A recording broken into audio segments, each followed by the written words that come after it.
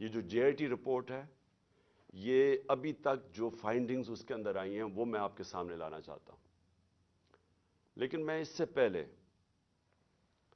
یہ قاتلانہ حملہ کیوں ہوا، اس کے پیچھے کیا تھا، تو میں پہلے تو آپ کے سامنے وہ پورا جو ایک ٹریل ہے یہاں پہنچنے کے لیے کہ کیا کیا راستے میں ایونٹس ہوئے جس کی وجہ سے ہم وہاں پہنچے وزیر آباد پہ، اور اس کے بعد کیا ہوا، اور اس کے بعد میرے چند سوال ہیں، اور مجھے ان کے جواب پتہ ہے، لیکن میں قوم کے سامنے وہ سوال رکھوں گا جب میں یہ آپ کو ہر مرحلے سے لے کے جاؤں. سب سے پہلے کیا ہوا، رجیم چینج ہوئی، رجیم چینج کی پوری سازش ہوئی. مجھے پتہ اس سازش میں کون کون ملوث تھا، کس نے کیا پلاننگ کی، کیا ان کی سوچ تھی، کیسے انہوں نے پیسہ چلایا، کیسے ہمارے ایک آدمی نے فیصلہ کیا گورنمنٹ گرانے کا، کیسے اس نے جب حکم کیا تو ہمارے ایلائز ہمارے سے ہٹے، کیسے ہمارے لوگوں کو امریکن ایمبیسی میں ہمارے بیک بینچرز کو بلا کے بات چیت کی گئی، ان کی میٹنگز کی گئیں، اور وہ سب سے پہلے وہ لوٹا ہوئے، کیسے ان کو پیسے ملے. یہ سارا اب عوام سب سمجھ گئی ہے کہ یہ ہوا کیا تھا. گورنمنٹ گرا دی، 9 اپریل کو گورنمنٹ گر گئی. لیکن جو 10 اپریل کو ہوا وہ پاکستان کی تاریخ کا ایک پہلی دفعہ ایک اس طرح کا منظر قوم کے سامنے آیا. اور وہ کیا ہوا، پہلی دفعہ پاکستان کی قوم سڑکوں کے اوپر آئی، لاکھوں لوگ سڑکوں پہ آئے، اور سارے لاکھوں لوگوں نے ایک بات کہی کہ امپورٹڈ حکومت نامنظور. یہ کبھی بھی جو پلان کر رہے تھے، جو رجیم چینج کے پیچھے جو ماسٹر مائنڈ تھا، جنہوں نے ساری پلاننگ کی، یہ کوئی بھی نہیں یہ سمجھ رہا تھا کہ پاکستان میں یہ ہوگا، کیونکہ کبھی پہلے ہی نہیں ہوا تھا. گورنمنٹس گرائی جاتی تھی، مٹھائیاں بانٹی جاتی تھی. تو پہلی دفعہ ایک باشعور، ایک جاگی ہوئی، ایک بیدار قوم سڑکوں پہ نکلی، اور ان کو سمجھ آ گئی کہ یہ کیا ساری گیم ہوئی تھی، اور ہمارے اوپر اس ملک کے نامور ڈاکوؤں کو، جرائم پیشہ لوگوں کو مسلط کر دیا گیا. تو قوم کھڑی ہو گئی ان کے خلاف. قوم نے یہ واضح ایک پیغام دیا وہ سہولت کاروں کو، رجیم چینج کے جو لوگ تھے، جو غدار تھے، یہ ملک کے میں کہتا ہوں غدار تھے، جو میر جعفر تھے. قوم نے ان کو پیغام پہنچا دی کہ ہمارے لیے یہ ہمیں بھیڑ بکریوں کی طرح نہ رکھو، ہم اس چیز کو قبول نہیں کرتے، ہم انسان ہیں، ہم وہ لوگ ہیں جن میں اب شعور آ چکا ہے. اور پھر سوشل میڈیا کا زمانہ ہے، آپ کسی کی آواز ہی نہیں بند کر سکتے. جس کے پاس موبائل فون ہے اس کے پاس آواز آ گئی تھی.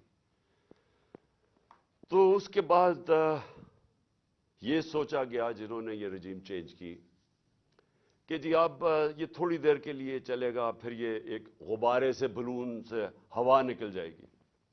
یہ ساری چیزیں ہم نے سنی. پوری گورنمنٹ نے پھر تیاری کی، اور جو ہمارے اوپر ظلم ہوئے، ایک بجائے یہ کہ غلطی کر دی آپ نے، عقل یہ کہتی ہے کہ اگر غلطی ہوگی تو اس سے پیچھے ہٹ جاؤ، ریورس کر دو، الیکشن کروا دو. وہ آسان طریقہ تو یہ تھا، میں نے تو الیکشن اناؤنس کر دیے تھے، لیکن پورا زور لگا کے وہ الیکشن مسترد کیے گئے. اور اس کے بعد پھر یہ ان کو جب مسلط کیا گیا، تو جب قوم بار بار پیغام دینا شروع ہوئی کہ ہم آپ کے ساتھ نہیں ہیں، ہم اس کو قبول نہیں کرتے، الیکشنز ہوئے، بائی الیکشنز ہوئے، اس کے رزلٹ سامنے آ گئے. کبھی بھی نہیں ہوا کہ اسٹیبلشمنٹ ایک ساری پارٹیز کے ساتھ مل کے کھڑی ہوں ایک پیج پہ، اور ایک جو حکومت سے باہر پارٹی ہو وہ 75% الیکشن جیت جائے. قوم نے پیغام دے دیا، لیکن بجائے اس کے کہ قوم کیا کہہ رہی ہے اس کی آواز سننے کے لیے، ایک طاقت کا استعمال کیا گیا، ہمارے اوپر تشدد کیا گیا، کیسز بنائے گئے. پتہ نہیں میرے اوپر کتنے 50-60 کیسز ہیں، مجھے تو یہ بھی نہیں یاد اب کتنے کیسز ہیں. مجھے دہشت گردی کا کیس بنایا گیا، پکڑنے آئے مجھے پولیس والے، اور اس کے بعد ہر قسم کے کیسز ہیں ڈسکوالیفائی کرنے کے لیے کسی طرح راستے سے ہٹاؤ. جب پتہ چل گیا کہ عوام ادھر کھڑی ہے تو پھر بھی بجائے عوام کے ساتھ کھڑے ہونے کے, چوروں کے ساتھ کھڑے ہو کے کوشش کی گئی کہ کسی نہ کسی طرح اس کو راستے سے ہٹایا جائے.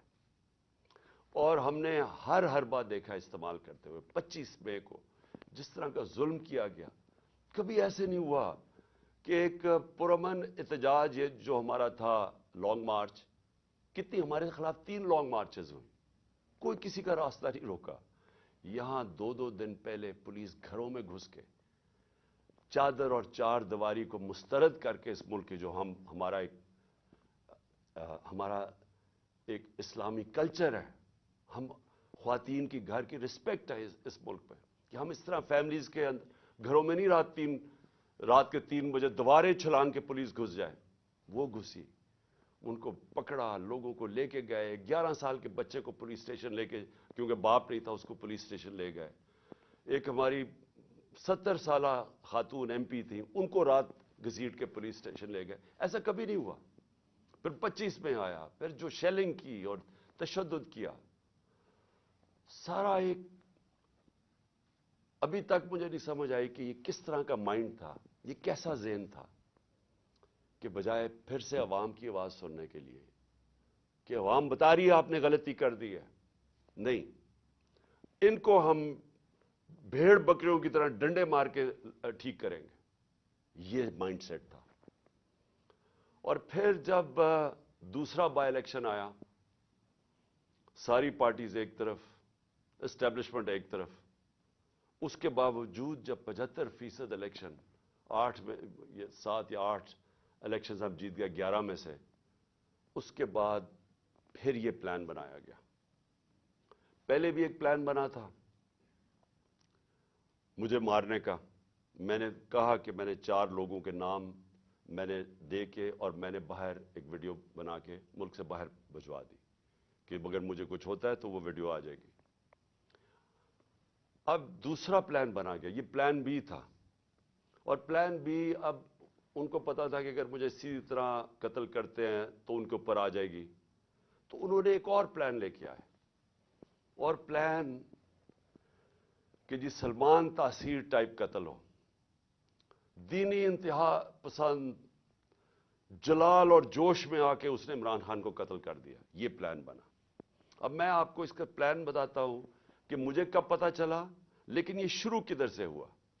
کیونکہ یہ جے آئی ٹی کی جو رپورٹ ہے اس کے اندر کافی چیزیں آئی ہیں جو میں بعد میں آپ کو بتاؤں گا, کہ اگر کسی کو کوئی شک ہے کہ یہ باقاعدہ ایک پلان بن کے مجھے قتل کرنے کی اسکیم بنی تھی, وہ جو میں آپ کو چیزیں بتاؤں گا آپ کے سب کے شک دور ہو جائیں گے, کہ آپ کو واضح ہو جائے گا کہ کتنی بڑی یہ پلان کر کے سازش کی گئی تھی. اور کوشش یہ بتانا تھا کہ یہ دینی انتہا پسند نے کیا. اب میں آپ کو ذرا بتاؤں کہ یہ سیکوینس آف ایونٹس کیا ہوا ہے. 24 اگست ایک وقار ستی ایک ویڈیو لے کے آتا ہے. ویڈیو کدھر بنتی ہے یہ میرا بہت بڑا سوال ہے. یہ کون بناتا ہے یہ ویڈیو, اور جیسے بھی اس کے پیچھے جائیں گے آپ کو پتا چل جائے گا. اور مجھے پتا ہے وہ کون تھے, کہ کس نے یہ ویڈیو بنائی. اور ویڈیو کیا ہے, عمران خان نے توہین رسالت کر دی, توہین مذہب کر دیا. اور اس کے بعد جناب وہ ویڈیو آگے نکلتی ہے. جاوید لطیف پریس کانفرنس کرتا ہے 14 تاریخ کو, 14 سپٹمبر کو, اور وہ یہ کہتا ہے کہ جناب عمران خان نے بڑا ظلم کر دیا دین کے خلاف. بڑا یہ اس نے لوگوں کے اندر وہ کیا ہے کہ اس نے دین کی کیونکہ کیا ہے تو لوگوں میں اب بڑا غصہ ہے اس کے خلاف. پھر مریم نواز, بڑا اس کو دین کی پرواہ ہے, وہ بہت تکلیف لیتی ہے کہ کوئی دین کے خلاف بات نہ کر دے. تو مریم نواز کو بھی جوش آ جاتا ہے اور وہ 15 سپٹمبر کو وہ بھی پریس کانفرنس کر دیتی ہے.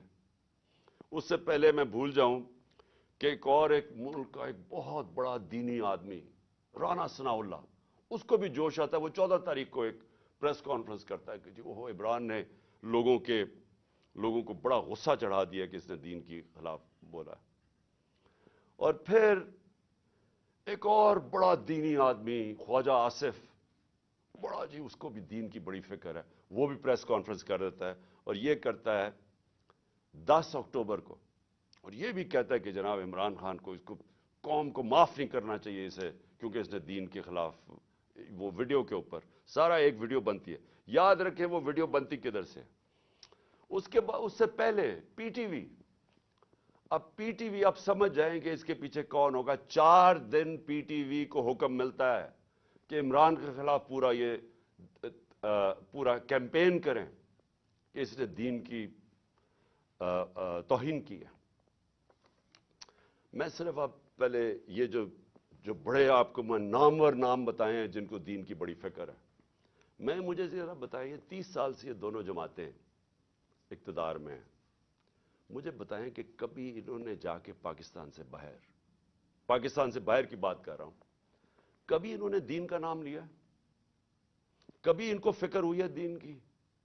یہ ان کی آپ سٹیٹمنٹس اٹھا کے دیکھیں، یہ باہر جا کے ایک ہی بات کرتے رہے. میں 90 کی دہائی سے بات کر رہا ہوں کہ جی ہمیں مدد کر دو مغرب، امریکہ ہمیں مدد کر دے، کیونکہ اگر ہم نہیں ہیں تو دینی انتہا پسند پاکستان کے اوپر آ جائیں گے، بنیاد پرست دین کو پاکستان کے اوپر چھا جائیں گے. کیونکہ یہ ڈراتے تھے ایران کے اندر جب خمینی کی انقلاب آیا، اسلامی انقلاب آیا، تو یہ ہمیشہ جا کے مغرب کو خوش کرتے تھے کہ پاکستان میں بھی وہ انقلاب آ جائے گا اگر ہماری اب مدد نہیں کرتے.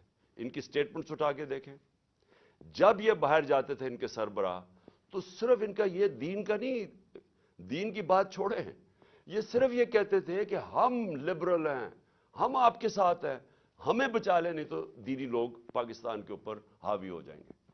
یہ ان کی کیمپین رہی ہے باہر پاکستان سے. میں واحد، اور مجھے فخر ہے اس چیز کے اوپر، لیکن وہ اس لیے نہیں کہ میں کوئی کسی ووٹ لینے کے لیے کر رہا تھا. یہ میرا عقیدہ ہے، یہ میرا ایمان ہے، اور صرف جس کا ایمان ہو تو وہ جس طرح کی باتیں کر سکتا ہے. اور مجھے بتانے کی ضرورت نہیں ہے کہ ہر انٹرنیشنل فورم پہ میں نے اپنے جو ہمارے مسلمانوں سے زیادتیاں ہوتی ہیں جو مغرب میں رہتے ہیں، اسلاموفوبیا، اور پھر جو نبی صلی اللہ علیہ وسلم کی شان میں گستاخی کی جاتی ہے، اس کے اوپر واحد میں چیلنج کرتا ہوں، میں واحد وہ پاکستان کا پرائم منسٹر ہوں جس نے اس کی بات کی ہے. ہر انٹرنیشنل فورم پہ بات کیا میں نے. اور پھر سے میں ریپیٹ کرتا ہوں کہ میں کسی کو خوش کرنے کے لیے نہیں کر رہا، یہ میرا ایمان کا حصہ ہے. اور میں نے اس لیے نہیں کی کہ میں وہ جا کے کوئی پوائنٹ سکورنگ کر رہا تھا مغرب میں جا کے. میں مغرب کو بڑی اچھی طرح جانتا ہوں. میں جو ہمارے ملک پاکستان کے لوگ مغرب میں رہتے ہیں اور مسلمان مغرب میں رہتے ہیں، مجھے پتا ہے ان کے اوپر کیا دشواریاں گزرتی ہیں. مجھے پتا ہے ہندوستان میں اس وقت مسلمانوں کے اوپر کیا ہو رہا ہے، جو مسلمان ہندوستان میں. اس لیے میں نے ہر فورم کے اوپر یہ بات اٹھائی. میں اپنے جو لوگ جو مشکل وقت سے گزرتے ہیں، جو ان ملکوں میں رہ رہے ہیں، میں نے ان کے لیے بات کی کہ بڑے مشکل حالات میں وہ گزرتے ہیں، ان کو چھیڑتے ہیں، برا بھلا کہتے ہیں، اور عورتوں نے جب اپنا سر کور کیا ہو ان کو جا کے گالیاں نکالتے ہیں کئی دفعہ سڑکوں کے اوپر. اور جو مسلمان لگے، یعنی جس کی داڑھی ہو، اور وہ جو لگتا تھا، اب تو خیر داڑیاں ٹرینڈی ہو گئی ہیں، تو ان کے اوپر یہ باتیں ان کو آوازیں لگاتے تھے لوگ. تو میں نے ان کے لیے کہا تھا. اور پھر یہ جس طرح سارے ہمارے مسلمانوں کو تکلیف ہوتی ہے، ہمیں وہ تکلیف پہنچتی ہے جب ہمارے نبی صلی اللہ علیہ وسلم کی شان میں گستاخی کی جائے، تو یہ میں نے ہر فورم پہ اٹھایا. اس کے اوپر یہ پروگرام تیاری ہو رہی ہے کہ جناب وہ آدمی دین کی توہین کر رہا ہے. اور یہ اس لیے نہیں کر رہے تھے کہ ان کو، یہ جو لوگ ہیں، یہ جو لٹیروں کے میں نام لے رہا ہوں، یہ سارے نامور ڈاکو ہیں جن کے میں نے نام لیے. رانا ثناءاللہ بدماش ہے، سارا فیصل آباد میں جانتا ہے، ان کو کوئی دین سے تعلق نہیں ہے. یہ سارا پلان بن رہا تھا، یہ ایک سکرپٹ کے مطابق چل رہے تھے. مجھے اندر سے 3.5 سال میں گورنمنٹ میں رہا ہوں، میری اندر سے ظاہر ہے میرے کنیکشنز ہو گئے تھے. مجھے اندر سے ایجنسیز کے اندر سے پیغام آیا کہ یہ پلان بن رہا ہے آپ کو قتل کرنے کا، دین کے نام پہ، وہی سلمان تاثیر والا قتل. تو میں نے پھر 2 جلسوں کے اندر اس کی بات کی.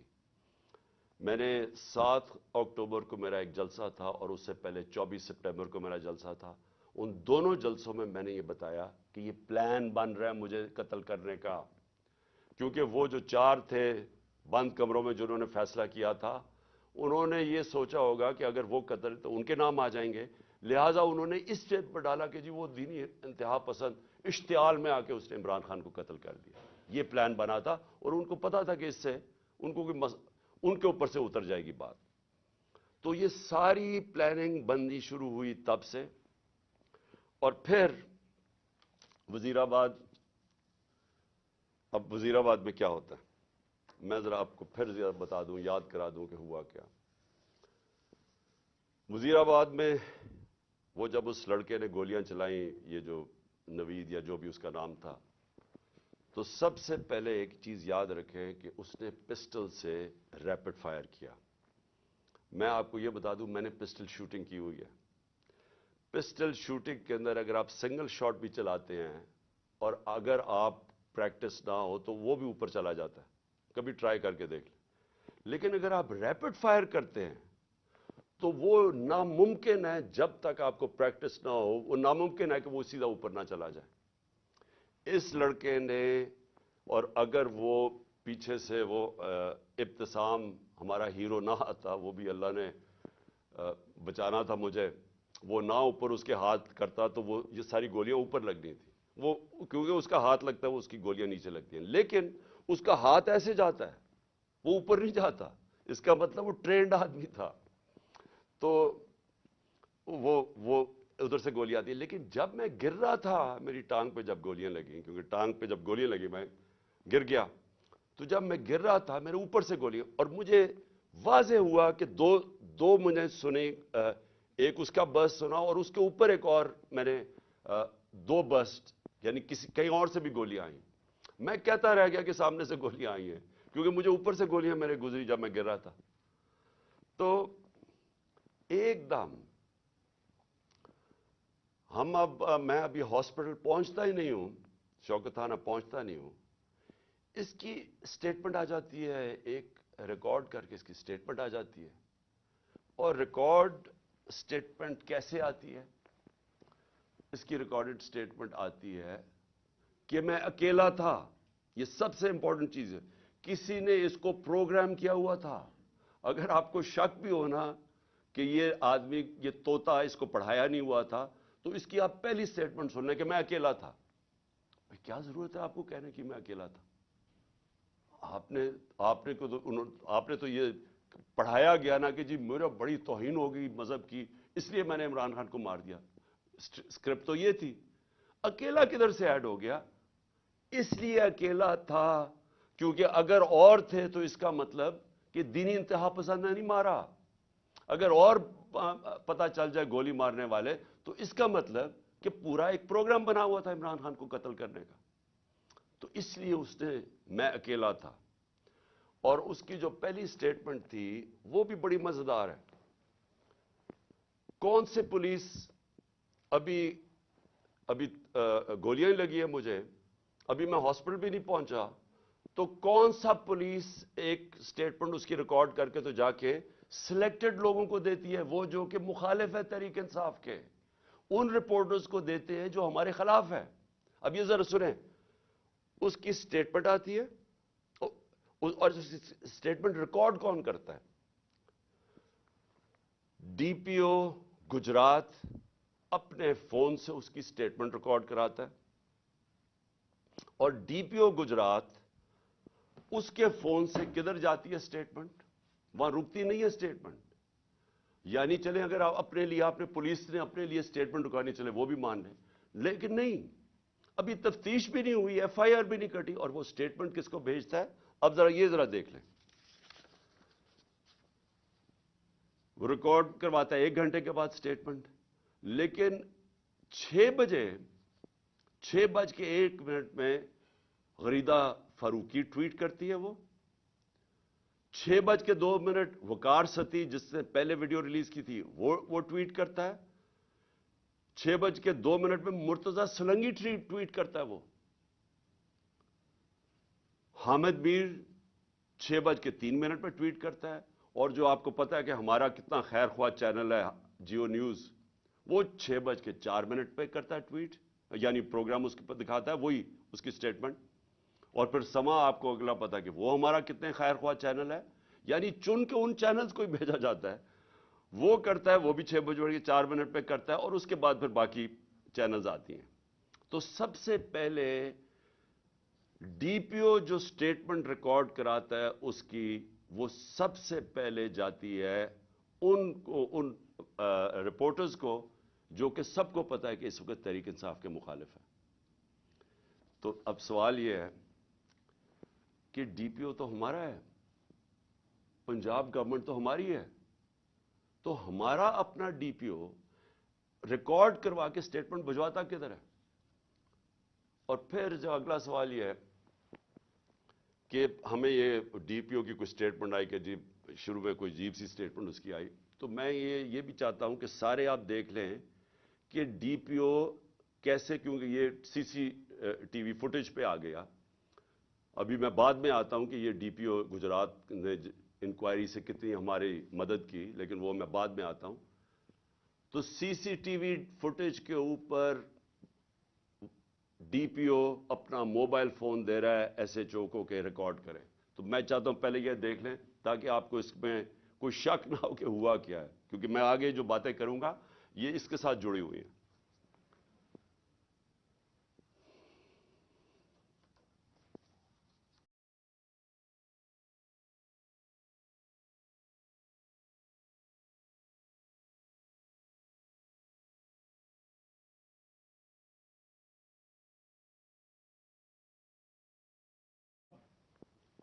اب ذرا آگے کہانی جاتی ہے. مجھے تو پہلے ہی پتا تھا کہ کون اس پہ پیچھے ہیں، کیونکہ میں نے تو آپ کو کہا کہ میں نے پبلک جلسوں کے اندر سٹیٹمنٹس دے دی تھی کہ یہ میرے اوپر پورا پلان ہو رہا ہے. تو ظاہر ہے جب مجھے پتا تھا پلان ہو رہا ہے، مجھے یہ بھی اندر سے پتا تھا کہ کون اس میں ملوث ہے. اب میں نے 3 نام، جب میں ہاسپٹل پہنچا میں نے 3 نام دے دیے کہ یہ 3 لوگ ہیں جو کہ اس میں ملوث ہیں. اب یہ یاد رکھیں کہ ایف آئی آر ہوتی کیا ہے، فرسٹ انفارمیشن رپورٹ کا مطلب ہوتا کیا ہے. مجھے گولیاں لگی ہیں، میرا یہ حق ہے کہ میں جن کو سمجھتا ہوں کہ اس کے اندر جن میں جو شک ہے مجھے، ان کا میں نام دوں تاکہ انویسٹیگیشن شروع ہو. گورنمنٹ ہماری پنجاب میں، میں پارٹی کا ہیڈ جس کی گورنمنٹ پنجاب میں ہے، اور ہم وہ سٹیٹمنٹ نہیں ریکارڈ کروا سکتے. میرا پہلا سوال ہے کیوں؟ کون تھا جو کہ روک رہا تھا اس سٹیٹمنٹ کو؟ کون ڈر رہا تھا تفتیش سے؟ میں نے جب یہ نام لیے تو ان کے اوپر تفتیش ہونی چاہیے تھی، میرا رائٹ ہے. لیکن میں پارٹی کا سربراہ، ایکس پرائم منسٹر، ہماری گورنمنٹ پنجاب میں ایف آئی آر آج تک نہیں کٹوا سکا. کون روک رہا تھا؟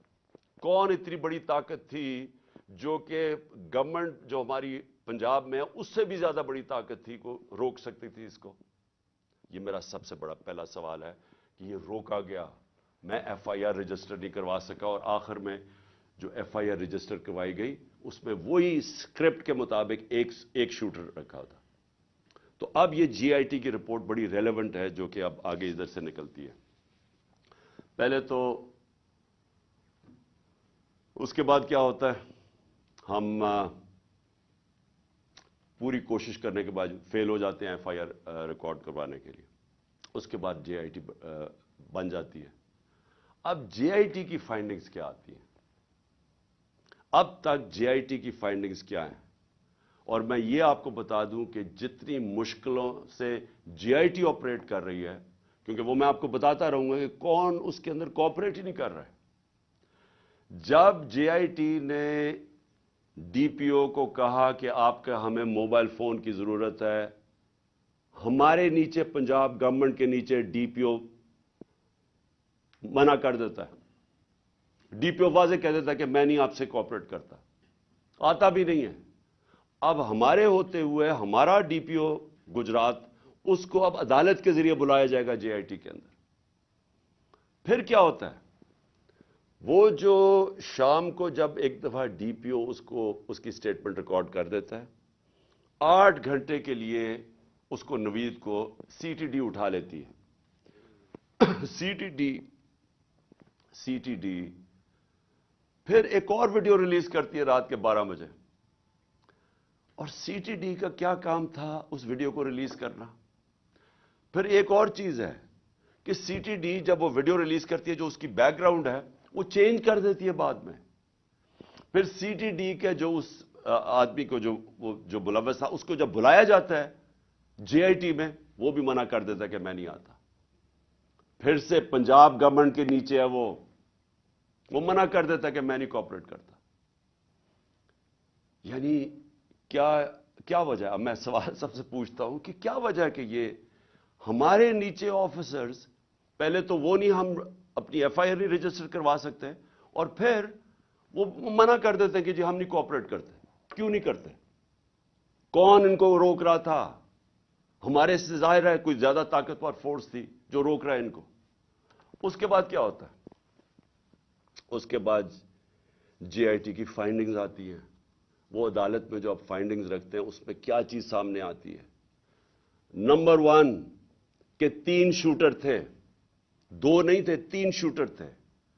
एक तो वो नवीद जिसने गोलियां मारी, दूसरा एक ऊपर से जो गोलियां, जो मैं कह रहा था ऊपर से आई गोलियां, वो अब वहां भी उनके जो गोलियों के जो शेल्स होते हैं वो वहां मिले ऊपर।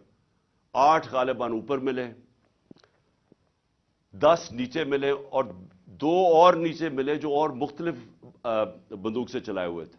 जो गार्ड्स थे हमारे ऊपर, उनकी फोरेंसिक जब टेस्ट कराया गया, किसी की भी गोली नहीं चली थी, क्योंकि जो गार्ड सबसे करीब था उसके तो 6 गोलियां उसके अंदर से निकली, तो वहां तो किसी के पास भी नहीं था। और फिर यह भी चीज सामने आ गई कि मौजम जो था, जो मौजम शहीद हुआ, वो आप कोई भी, अगर आपको सोशल मीडिया पे वो वीडियो मिल सकती है, उसका स्लो मोशन देख लें। वो मौजम जब जाता है उसके पीछे, तो जैसे ही उसके सामने आता है नवीद के, उसको गोली लगती है। वो गोली ना आगे से लगती है ना कंटेनर से लगती है, वो गोली कहीं दूर से आके लगती है उसके इस तरफ। और वो नवीद के लिए वो गोली थी। मौजम रास्ते में आ गया, क्योंकि ये लियाकत अली खान वाला टाइप उन्होंने इंसिडेंट बताना था, क्योंकि फौरी तौर पे जो एक आदमी को मार के कहे जी बस एक आदमी हमने मार दिया, तो वो बच गया नवीद, और मौजम शहीद हो गया। अच्छा, अब ना वो कोऑपरेट कर रहे हैं, ना हमारे जो हम चाह रहे थे कि इस वक्त तो एक्स प्राइम मिनिस्टर पे हुआ है, सारी गवर्नमेंट कोऑपरेट करेगी। हमें तभी पता चल गया जब मैं एफआईआर रजिस्टर नहीं करवा सका कि कोई कोऑपरेशन नहीं मिलेगी। फिर एक और है जो उसका मोबाइल फोन है। सीटीडी जेआईटी ने उसके मोबाइल फोन के ऊपर फोरेंसिक कराने के लिए उस इदारे को दिया जो फेडरल गवर्नमेंट के नीचे है, कि बताएं जनाब कि इसको कॉल्स किधर किधर से आई हैं। उस इदारे ने मना कर दिया कि नहीं हम नहीं देते। क्यों नहीं देते? क्या वजह है इसकी? तो इससे आप खुद, सर मैं चाहता हूं कि आप खुद जरा सोच लें कि ये हो क्या रहा है, कि ये मुल्क के अंदर बजाय आप ये सोचें कि मुल्क के सरबराह को कत्ल करने की साजिश है, ये सारों को मदद करनी चाहिए, वो कोई मदद नहीं कर रहा। वो तो छोड़े फेडरल इदारे को, अपने जो नीचे पुलिस काम कर रही है वो नहीं मदद करने के लिए तैयार। अब आगे चले। अब बात बड़ी सिंपल रह गई है।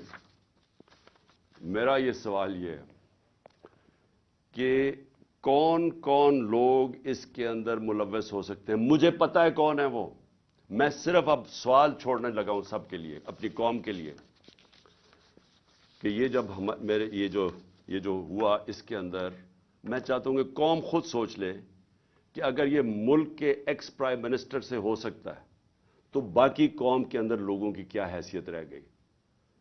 यानी जब हम कानून की हुक्मरानी की बात करते हैं तो उसका मतलब ये होता है कमजोर और ताकतवर एक ही कानून सबके लिए। तो यहां तो अब वाज़ेह हो जाना चाहिए कि अगर एक्स प्राइम मिनिस्टर और सबसे बड़ी पार्टी के सरबराह अगर उससे ज्यादा ताकतवर लोग हैं तो वो भी नहीं इंसाफ ले सकता। जो ज्यादा ताकतवर है उनका रूल चलता है, जंगल का कानून है पाकिस्तान में। तो मेरे आप सवाल हैं, मैं सबसे पहले फिर शुरू करता हूं। वीडियो किसने बनाई? جس میں یہ بتایا چن چن کے چیزیں جمع کر کے بتایا گیا جی عمران خان نے توہین مذہب کر دی. وہ کون تھے؟ وہ کون سا ادارہ تھا؟ مجھے پتا ہے وہ کون سا ہے، لیکن میں آپ سب کے سامنے چھوڑ رہا ہوں، اور میں امید کرتا ہوں کہ جب یہ جے آئی ٹی ان لوگوں کو بلا کے سوال پوچھے گی تو ہم سب کو بتا سکیں گے وہ کون ہے. دوسرا کہ جو میں پہلے کیوں نہیں ایف آئی آر میں کروا سکا؟ وہ کون پاور تھی جس نے روکا ایف آئی آر کو؟ مجھے پتا ہے وہ کون تھی، لیکن یہ میں سوال چھوڑتا ہوں. ڈی پی او گجرات کے اوپر میرے دو سوال ہیں. کس نے اسے کہا تھا کہ یہ ویڈیو بھیجے ان صحافیوں کی طرف؟ کس نے کہا تھا کہ پہلے ان کے ہمارے مخالف صحافیوں کے پاس ویڈیو کیسے پہلے پہنچ گئی؟ کس نے بھجوائی تھی؟ کس نے ان کو حکم کیا تھا؟ مجھے پتا ہے وہ کون تھا. اور پھر سی ٹی ڈی، کس نے کہا تھا سی ٹی ڈی کو یہ ویڈیو بنانے کا جو انہوں نے رات کے 12 بجے دوسری ویڈیو ریلیز کی؟ وہ کون تھا؟ وہ پنجاب گورنمنٹ تو نہیں تھی. تو وہ کون، کس نے ان کو کہا تھا کہ آپ بھیجیں؟ اور پھر وہ پیچھے بیک گراؤنڈ چینج کرنے کی کیا ضرورت تھی؟ اگر آپ کو کسی چیز کا ڈر ہی نہیں، آپ تفتیش کر رہے ہیں، تو یہ ایک دم وہ چینج کیوں کرنے، کیوں ثبوت چھپا رہے تھے؟ اور پھر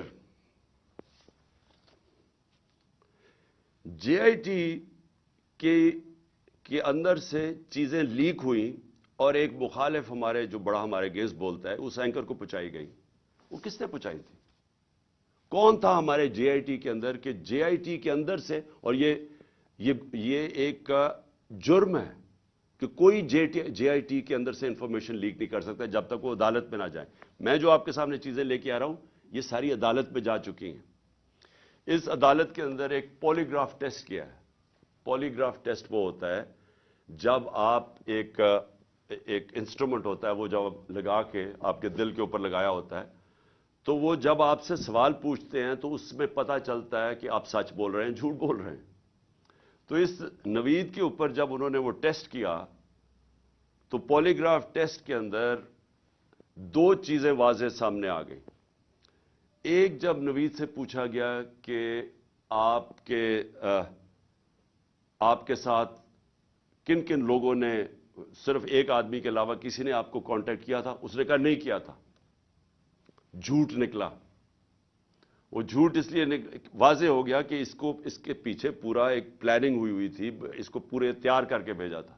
دوسرا، اسے سوال پوچھا گیا کہ کیا آپ کو ٹریننگ تھی پسٹل شوٹنگ کی؟ اس نے کہا کوئی ٹریننگ نہیں تھی.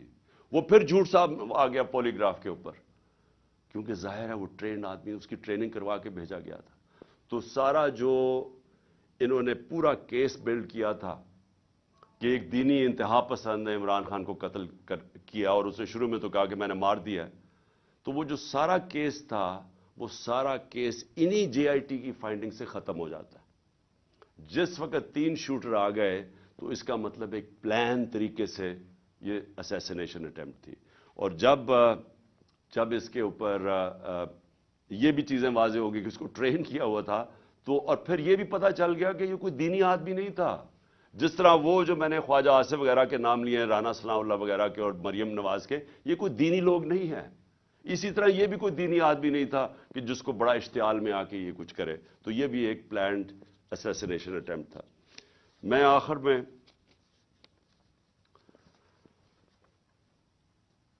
میں سوال پوچھنا چاہتا ہوں ان لوگوں کو جو اس ملک میں طاقت رکھتے ہیں. میں ان لوگوں سے آج سوال پوچھنا چاہتا ہوں جو مجھے پتہ ہے اس کے پیچھے تھے. مجھے یہ پتہ ہے کہ نون لیگ کے اوپر سربراہ ان کے پیچھے تھے، مجھے اس کا واضح ہے. مجھے یہ پتہ ہے کہ رانا ثناء اللہ جس کے لیے قتل کرنا کوئی بڑی چیز نہیں وہ پیچھے تھا.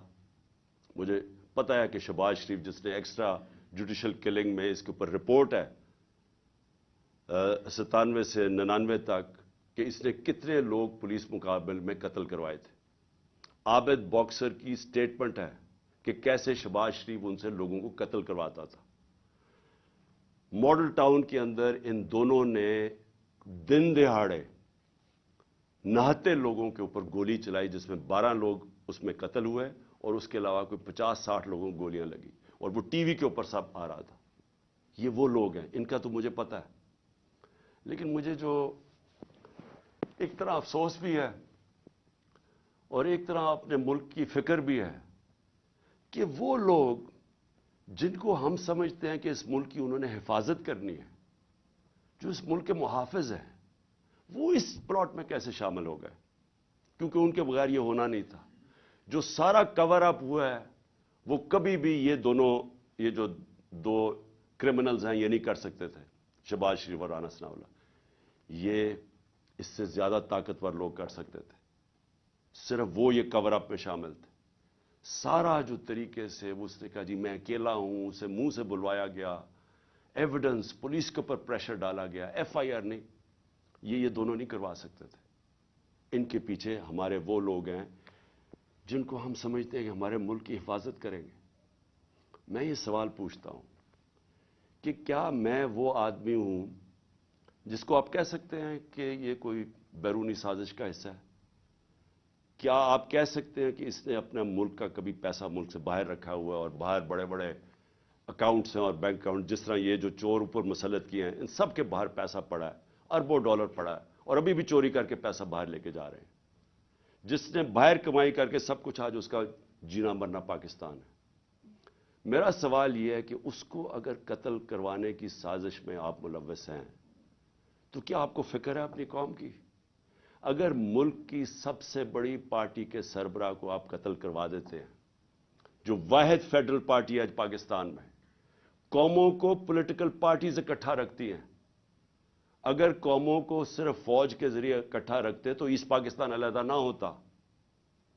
ایسٹ پاکستان کی جو پاکستان کی سب سے بڑی پارٹی تھی، اس کے خلاف جب اپنے ملک کی اسٹیبلشمنٹ چلی جاتی ہے اور وہ ملک ٹوٹ جاتے ہیں.